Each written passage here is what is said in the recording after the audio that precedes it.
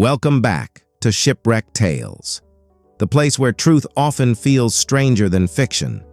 Fate, a mysterious force that shapes lives in ways no one can predict or prevent.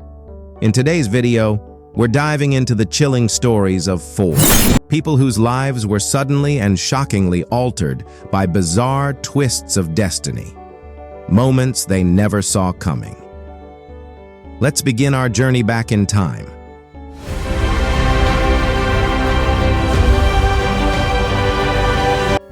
It's the 9th century. The North Atlantic was dominated by ruthless raiders and ambitious kings. Back then, power didn't come from birthright, it came from conquest. In the icy lands of Norway, one ruler stood above the rest, King Harald Fairhair. His dream of uniting the fractured clans came true, but not without rivers of blood. Every battle won brought new enemies, and every alliance had its price. Harald's tightening grip on power and rising taxes forced many local rulers to abandon their homelands. Seeking autonomy and a fresh start, they turned their ships westward, crossing treacherous seas to reach the remote islands of Shetland, Orkney, and the Hebrides. These Norse wanderers didn't settle quietly. Instead, they launched attacks into the Scottish mainland, threatening its fragile control. But King Harald wasn't one to let rebels go unchecked. Around the year 875, he launched a brutal military campaign, reclaiming the islands through relentless warfare. Once the bloodshed ended, he appointed his trusted ally, Ragnvald Eysteinsson, to govern the Orkney and Shetland Islands, a reward for unwavering loyalty and battlefield valor. After receiving the title, Ragnvald handed over control to his brother, Sigurd Eysteinsson, a fierce warrior whose thirst for power was equaled only by his brutality. Sigurd didn't hesitate. He quickly asserted dominance over Orkney and began expanding his influence beyond the islands. Through calculated alliances and relentless raids, he pushed deep into Scottish territory. For nearly 2 decades, his reign grew stronger, earning him a fearsome reputation across the region. But his rise was not without challenge. The lands he sought to control were already inhabited, and those who lived there were not willing to surrender without a fight. The land Sigurd sought to conquer wasn't empty. It belonged to clans and warriors who had guarded it fiercely for generations, long before the Norse sails ever touched the Scottish horizon. Among these defenders was a leader named Maelbrigte, remembered in legend not only for his courage, but also for a unique feature that earned him a lasting title, Maelbrigte the Buck-Toothed. He ruled a crucial territory near present-day Inverness, land that now stood directly in the path of Sigurd's expanding reach. As Norse raids intensified, burning deeper into Scotland, Maelbrigte could no longer stand idle. Hostility between the two leaders escalated rapidly, inching closer to full-blown conflict. But instead of launching a massive war, Maelbrigte offered an alternative. A single decisive battle with 40 chosen warriors on each side. No sneak attacks, no overwhelming armies, just valor face-to-face as warriors of old once fought. Sigurd accepted. On the surface, it seemed like a rare gesture of honor, an attempt to settle things through courage rather than carnage. What was meant to be an honorable duel to prevent unnecessary bloodshed quickly descended into a brutal act of betrayal. Unbeknownst to Maelbrigte, Sigurd had devised a plan to double his strength without detection. Instead of bringing 40 men as agreed, Sigurd secretly brought 80, masking the deceit by mounting 2 warriors on each horse, making it appear he had honored the pact. As both groups neared the battlefield, Maelbrigte's sharp eye caught the deception. The extra pair of legs dangling from each steed betrayed the lie, and it said he turned to his men and uttered a grim truth that echoed through history. Sigurd has tricked us. Look, there are 2 pairs of legs on every horse. Retreat was no longer an option. Surrounded, outnumbered, and betrayed, Maelbrigte and his 40 warriors chose to stand their ground. They charged into battle with the ferocity of those fighting for home and honor.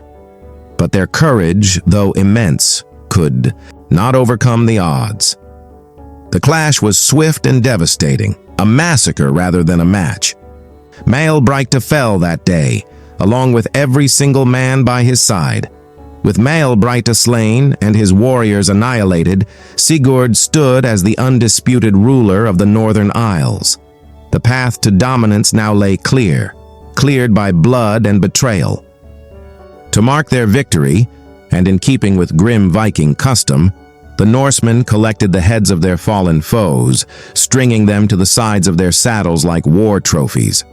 Chief among them was Maelbrigte's severed head, still bearing his trademark bucktooth. Sigurd, triumphant and unchallenged, rode at the front with Maelbrigte's head tied proudly to his saddle. It swayed with the motion of his horse, bouncing, beside his leg with each gallop.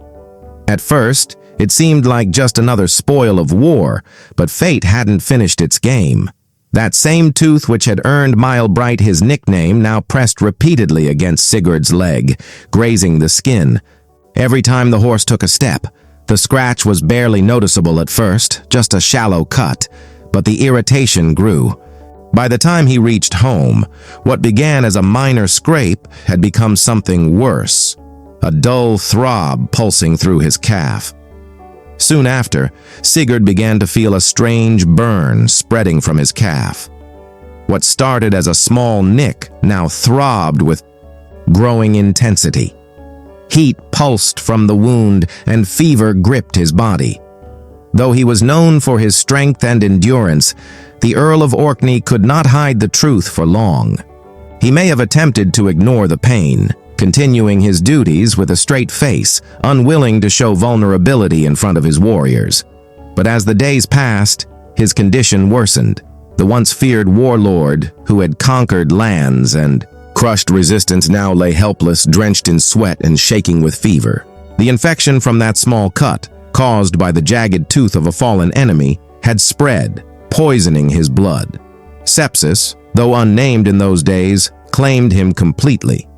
Despite surviving countless battles, Sigurd could not survive this silent killer. Around the year 892, after nearly 20 years of power, Sigurd died in his bed, delirious and broken. His burial site, if ever known, has long been forgotten by time. Fast forward to June 4th, 1923. A young man named Frank Hayes prepared for a moment he never thought would come. At 22, Frank had spent years in the stables, feeding, grooming, and training racehorses, always watching others ride in the spotlight. But today, he was the one donning the silks. With nervous excitement, he tightened his helmet strap and mounted Sweet Kiss, a horse few believed could win. The odds were long, 20-1, but Frank wasn't thinking about that. As he adjusted himself in the saddle, the noise of the crowd at Belmont Park buzzed in the background. This was it, his first official race as a jockey. Win or lose, it was the culmination of a lifelong dream. A steeplechase isn't just about speed. It's a test of agility, endurance, and timing. Horses must sprint long distances while clearing hurdles, fences, and water jumps on the path to the finish line. Despite Sweet Kiss being a long shot, with almost no expectations of winning, Frank's excitement couldn't be contained. As race officials lined up the horses in the starting gates, anticipation grew. One by one, the gates filled. The moment the final stall was secured, the doors burst open, and the thunder of hooves echoed across the track. The audience roared. As the jockeys urged their horses forward, each leap over an obstacle, drawing gasps from the crowd. As the race neared its climax, something remarkable unfolded. Sweet Kiss, the underdog, had managed to stay with the front pack. And then, just a few strides before the end, the horse surged ahead. With a powerful push, Frank and Sweet Kiss edged out the competition. Crossing the finish line in first place, just a nose ahead. The crowd erupted in surprise and joy. Underdog victories weren't unheard of at Belmont, but this one felt personal. Frank had long been a beloved figure around the stables, and seeing him win in his debut race sent waves of emotion through the stands. For a fleeting moment, no one in the stands cared about odds, bets, or money. Cheers filled the air as Sweet Kiss galloped past the finish line, continuing on for nearly 100 yards before gradually slowing down. But then, something shifted. As the horse came to a stop, people noticed Frank leaning awkwardly forward then, slipping silently from the saddle, landing motionless on the dirt track. The cheers turned into stunned silence. Track physician Dr. John Voorhees rushed toward the fallen jockey, hoping that it was nothing more than fatigue or maybe even the rush of victory getting the better of him. He gently turned Frank over, only to find no signs of life. Despite attempts to revive him, the unthinkable became reality. Frank Hayes, just 22 years old and riding in his very first race, had died. It was later confirmed that his heart had failed. During the ride, some believed the thrill of winning had simply overwhelmed him. Those familiar with what led up to race day began to suspect there was more to the story, something that may have been building long before the starting gates. Ever open, Frank had always held on to one dream: becoming a jockey. Like many others in the racing world, he started at the bottom, working in the stables, caring for horses, and watching races from the sidelines.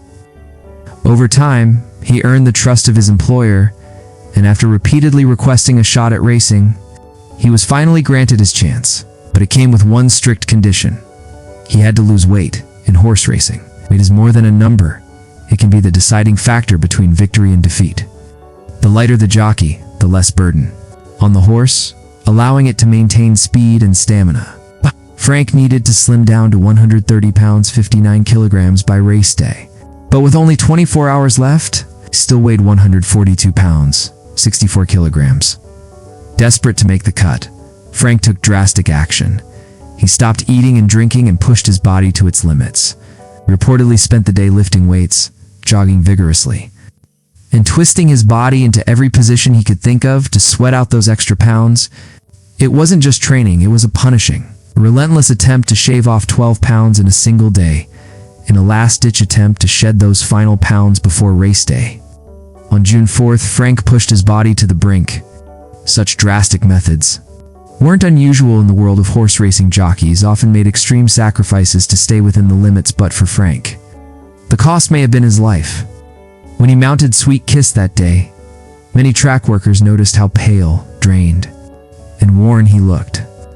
As the starting gates flew open and the race began, adrenaline likely surged through his body, only to overwhelm his already weakened heart. Despite this, Frank remained upright, hands fixed on the reins as Sweet Kiss surged ahead, raced confidently toward the finish line, and Frank's body, locked in racing posture, gave no immediate sign of distress. It wasn't until well after crossing the finish line that something seemed wrong. Over a century has passed since that race, but to this day, no one knows the exact moment Frank's heart stopped. A rare photo from the event shows Sweet Kiss mid-air over a hurdle, with Frank in position, seemingly alive, though the truth may have been otherwise. Frank Hayes was remembered fondly by those who worked beside him, an honest, humble young man who had earned the respect and admiration of fellow stable hands. Sadly, Sweet Kiss would never compete again. The tragic circumstances of that historic race earned her a chilling nickname that would stick in racing folklore: Sweet Kiss of Death. To this day, Frank Hayes remains the only jockey in recorded history to win a race posthumously in Erie, an unforgettable legacy. Now, let's shift to another story from the 19th century, one that features a man with a very different fate. Clement Laird Vallandigham was born on July 20th, 1820, in the quiet town of Lisbon, Ohio. The son of a Presbyterian preacher, Clement stood out early for his fiery personality and sharp intellect. Rather than attending formal law school, he studied under the guidance of his elder brother and was admitted to the Ohio bar in 1842. Soon after, he moved to Dayton, where he quickly established himself as a skilled and forceful lawyer. Vallandigham was known for his eloquence, determination, and aggressive courtroom presence. But he didn't stop with the law. Politics called to him, offering a wider battlefield. Ambitious and outspoken, he sought a seat in Congress not once, but 3 times, driven by a desire to influence far more than legal rulings. After multiple failed attempts, Clement Vallandigham eventually secured a seat in Congress, rising to political prominence. By the time the United States stood on the brink of civil war, he was already a polarizing figure. Especially in his home state of Ohio, Vallandigham became a vocal critic of President Abraham Lincoln and a leading figure in the Peace Democrat movement, openly condemning the war. His passionate opposition landed him in legal trouble, and rather than lock him up, Lincoln chose an unusual punishment. He exiled Clement to the Confederacy. Ironically, even they didn't want him, with his political aspirations effectively. Crushed, Vallandigham returned to what he knew best, the courtroom. There, he resumed defending clients with the same energy and flair that had once fueled his political campaigns. But controversy continued to follow him. On the night of December 24, 1869, the American Saloon in Hamilton, Ohio, was alive with holiday noise. Upstairs, in a secluded gambling room, a tense card game was underway. Among the players was Thomas Myers. The atmosphere turned volatile when a group of 5 men barged into the room, one of them being Thomas McGeechan, a man infamous for his volatile temper and long-standing animosity toward Myers. What occurred in those next few moments remains unclear. Some witnesses claimed McGeechan was the aggressor, charging in with bad intentions. Others insisted Myers provoked the confrontation. Despite the conflicting accounts, one thing was certain by the time the brawl ended. Thomas Myers lay lifeless on the floor, a revolver rested in his grip, a bullet in his torso, and 2 more shells had been fired, likely in confusion. The town, as small towns often do, jumped to its own verdict. Thomas McGeechan, known for his hot temper and quick fists, was declared guilty by nearly everyone before the law had its say, adding fuel to the fire. One witness, a member of the group that stormed in, insisted that McGeechan had shot through his own coat pocket. He even pointed to a hole in the fabric as proof. But Clement Vallandigham, McGeechan's attorney, wasn't convinced. By the time the courtroom proceedings began in June 1871, Clement had combed through every testimony and scrutinized the evidence. Something didn't add up. The coat in question, McGeechan's overcoat, was intact. There was no hole, no singed fabric, no proof of a close-range gunshot. If his client had truly fired from inside his pocket, the evidence would have been there. Discovery sparked a bold idea in Clement's mind. What if McGeechan hadn't fired the fatal shot at all? What if amid the chaos, Myers had mistakenly shot himself, perhaps in a panic while trying to draw his own weapon? The gun discharged and struck him by accident. Witnesses had claimed they saw Myers reaching into his pocket to draw his gun at the moment the shot was fired. Could it have been a tragic misfire? Clement Vallandigham was convinced. And in his usual passionate style, he didn't want to rely on words alone. He believed that to truly convince the jury, he needed to bring his theory to life. On Friday, June 16, 1871, the courtroom drama was approaching its final act. The prosecution had finished presenting its case, and Clement was readying his closing argument. But before returning to court, he and several members of the defense team stepped away from the courtroom and headed just beyond the town of Lebanon, Ohio. They're armed with a .32 caliber Smith & Wesson revolver, the same type of firearm. Involved in the shooting, they carried out a series of tests. One by one, they fired bullets through different fabrics from close range, studying the amount of gunpowder residue left behind. The goal was simple: to prove that if Myers had been shot at close range, there would have been visible evidence on his clothing. If there wasn't, maybe he had accidentally fired the gun himself while drawing it. Satisfied with the results, Clement returned to the Golden Lamb Hotel where he was staying. Alongside the still-loaded revolver, he placed another, identical, unloaded pistol in his room. He was ready to show the court what really might have happened that night.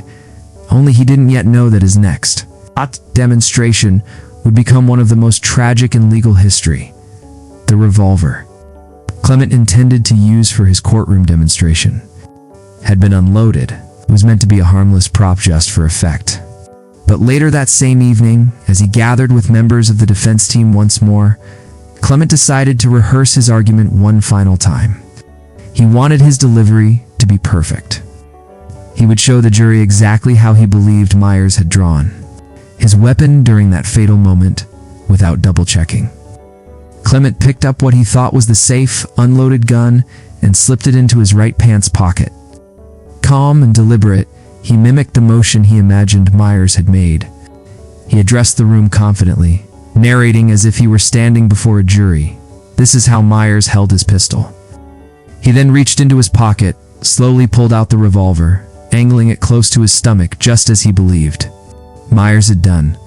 And then, as part of the dramatic reenactment, Clement pulled the trigger. A sudden flash, a muffled bang. The room froze. Clement stumbled backward, clutching his lower abdomen. He had mistakenly grabbed the loaded revolver. The bullet ripped through his torso and came to rest near his bladder. Two physicians who happened to be staying at the hotel rushed to his aid and tried to stabilize him. Remarkably, Clement remained composed and alert. He assured those around him that he'd be fine. His son Charles arrived soon after, accompanied by another doctor. Clement, though in pain, was still hopeful and spoke with clarity. But by sunrise, his strength was fading. At 9:42 a.m. the next morning, Clement Vallandigham died in the same room where he had unknowingly sealed his own fate. Ironically, the demonstration worked. The jury was convinced, and McGehan was found not guilty. Clement had made the ultimate sacrifice for his client, paid with his life. Arturo was a humble Baptist preacher who had spent most of his life on Hawaii's Big Island. He wasn't a man of luxury or grand gestures, but those who knew him could feel the quiet strength he carried.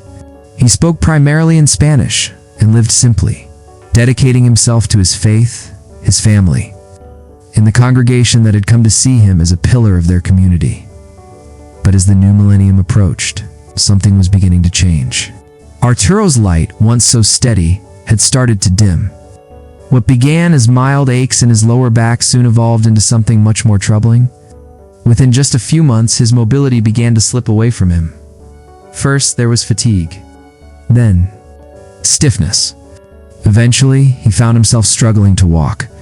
Doctors diagnosed him with progressive paraparesis, a degenerative condition that gradually weakens the lower limbs. But that wasn't the only thing attacking his independence. He also suffered from spinal stenosis, narrowing of the spinal canal and spondylolysis, which further destabilized his lower back. With each passing week, tasks that once felt routine became nearly impossible. Even bladder control became unpredictable. By late 2000, Arturo had reached a breaking point. His condition was worsening rapidly, and his once strong body was failing. Hoping for relief and possibly the chance to walk again, he was referred to a neurosurgeon at Hilo Medical Center for a spinal surgery that, if successful, might have given him his life back. After a thorough examination, neurosurgeon decided that Arturo's best shot at reclaiming mobility was through a spinal fusion combined with a lumbar laminectomy. The goal was to relieve the pressure on his spinal cord and stabilize the spine with metal rods and screws. It was a common surgery for patients in Arturo's condition, and it seemed like the answer he'd been praying for. With cautious optimism, Arturo signed the consent forms. He believed this procedure might finally give him back the life that chronic pain had slowly taken away. So on January 29, 2001, he was admitted to Hilo Medical Center. Doctors prepped him, anesthetized him, and wheeled him into the operating room. Surrounded by professionals and equipment, it all felt like a step toward healing. With a board-certified neurosurgeon in charge, there seemed little reason for doubt. At first, the operation went exactly as expected. The surgeon carefully removed bone to decompress the spinal cord, a successful laminectomy.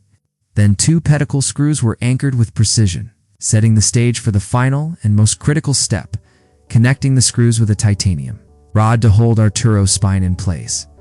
But at that crucial moment, something completely unexpected happened.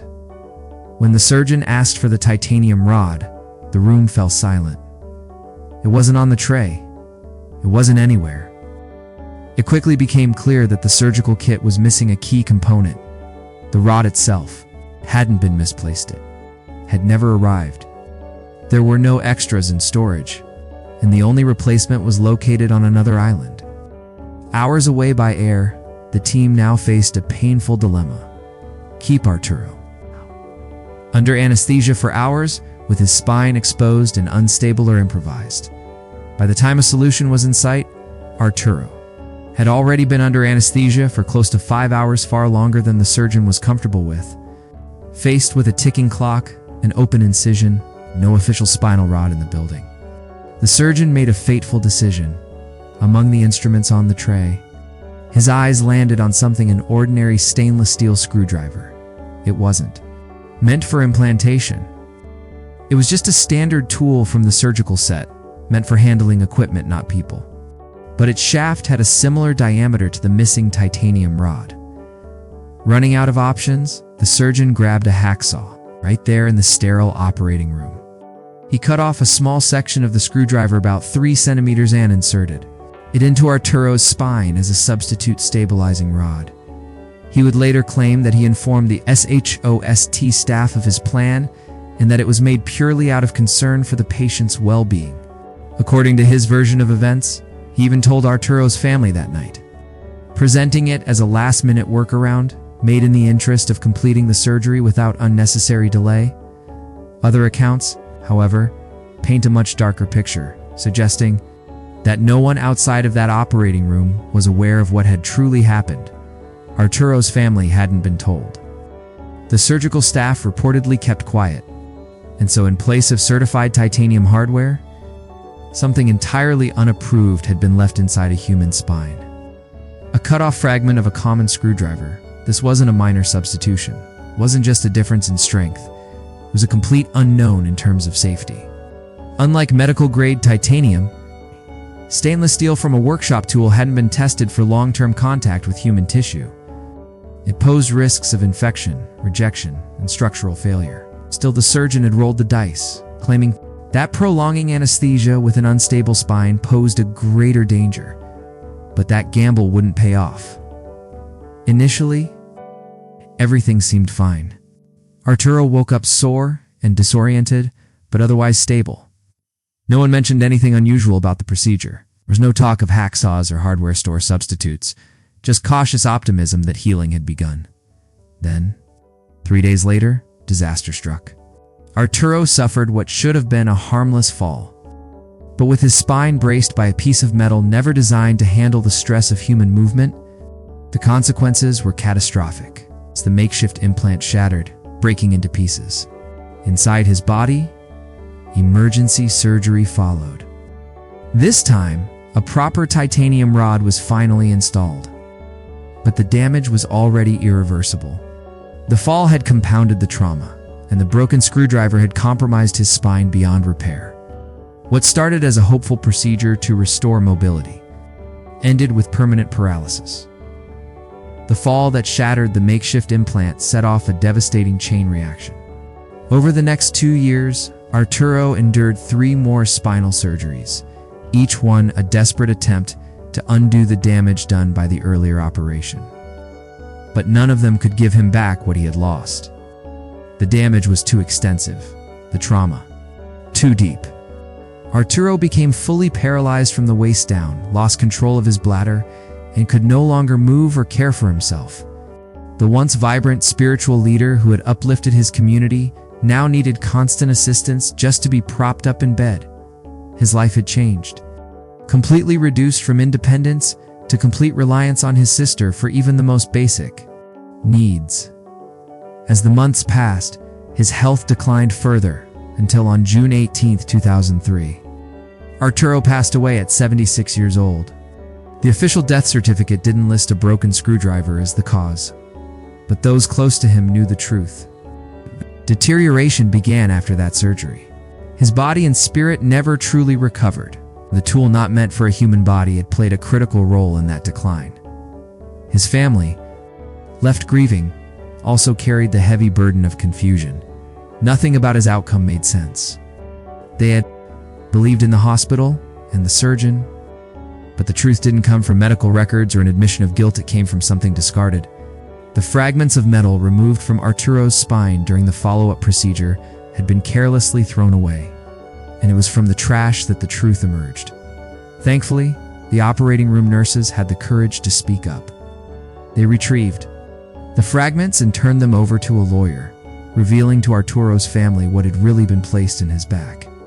Not a medical implant, broken pieces of a hardware tool. It was a horrifying revelation, one that exposed not just a failed surgery, but a gross betrayal of medical responsibility. How could someone with a revoked license in one state, a suspension in another, and a long record of malpractice allegations still be allowed to perform surgery? Shockingly, despite the paper trail, the state of Hawaii granted this surgeon a license to operate. Even more troubling, Hilo Medical Center gave him the green light to work within their walls. It wasn't until Arturo's grieving family filed a lawsuit that the system was finally forced to answer for its failure. The hospital initially defended itself, claiming it had followed procedure. But when the case went to trial, the jury disagreed. They ruled that both the surgeon and the hospital shared responsibility for the harm that had been done. Arturo's family was awarded $5.6 million in damages, a judgment that reflected not just the injury, but the negligence that allowed it to happen. Only after the trial did Hawaii's medical board revoked the surgeon's license, but he didn't give up there. He relocated to Kansas and tried applying for a new license. Thankfully, that application raised alarms. This time, someone paid attention. The red flags were undeniable, and the surgeon withdrew his application. Is permanently banned from practicing medicine anywhere in the United States. But while his career ended, the consequences of his actions live on in the lives he altered. Thanks for watching. If you have a powerful or chilling story you'd like us to cover, feel free to use the form linked in the description. And if you'd like to support the channel, consider joining us on Patreon or becoming a YouTube member. Till next time, stay curious and stay safe. Thanks for watching. Like, share, and subscribe my channel.